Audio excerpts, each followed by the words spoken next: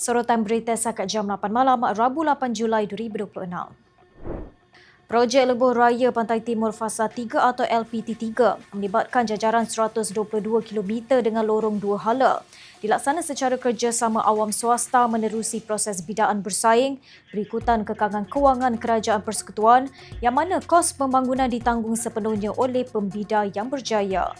Timbalan Menteri Kerja Raya Ahmad Maslan bagaimanapun berkata kadar tol bagi LPT3 masih belum dimuktamadkan dan akan ditentukan berdasarkan beberapa faktor termasuk kos pembinaan, pembiayaan, operasi serta penyelenggaraan unjuran trafik selain tempoh konsesi.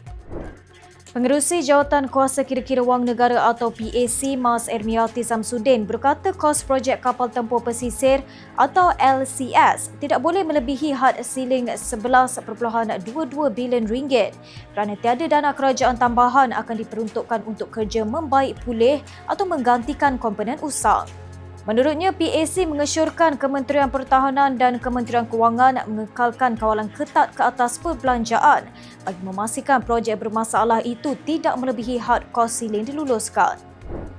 Ahli Parlimen Pasir Mas Ahmad Fadli Syari mencabar Ahli Parlimen Kampar Chong Zemin berdebat di luar Dewan Rakyat berkaitan isu pencerobohan tanah orang asli, jenayah seksual dalam kalangan kanak-kanak dan jangkitan HIV di Kelantan. Fadli membuat cabaran itu selepas tidak berpuas hati kerana tidak diberi peluang menjawab dakwaan dibangkitkan Chong ketika membahaskan laporan tahunan Suruhanjaya Hak Asasi Manusia Malaysia atau SUHAKAM 2024 di Dewan Rakyat. Saman Pemula difalkan 3 bekas adun PAS bagi mencabar keputusan Speaker Don Perlis mengisytiharkan kekosongan luar jangka kerusi mereka. Dibatal Mahkamah Tinggi Kanga, berikutan Perlembagaan Persekutuan memberikan keistimewaan kepada Speaker Don yang menjadikan kesahihan keputusannya tidak boleh dipersoal mana-mana mahkamah. Saman oleh Muhammad Rizwan Hashim, Fakrul Anwar Ismail dan Saad Seman difalkan susulan Speaker Rusli Izzat mengumumkan kerusi mereka kosong sebaik Presiden PAS Hadi Awang mengisytiharkan keahlian 3 bekas adun itu terhenti serta-merta akibat membuat undi tidak percaya kepada bekas Menteri Besar Perlis Shukri Ramli. Lembaga Lebuh Raya Malaysia atau LLM menjangkakan kepulangan lebih 300,000 pengundi luar bagi menunaikan tanggungjawab mereka yang akan menyumbang kepada peningkatan aliran trafik di Lebuh Raya khususnya di Johor sempena hari pengundian Sabtu ini.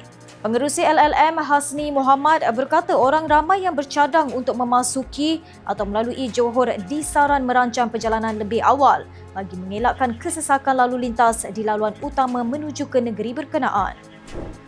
Demikian serotan berita untuk malam ini. Untuk maklumat lanjut, layari FMT dan ikuti kami di sini.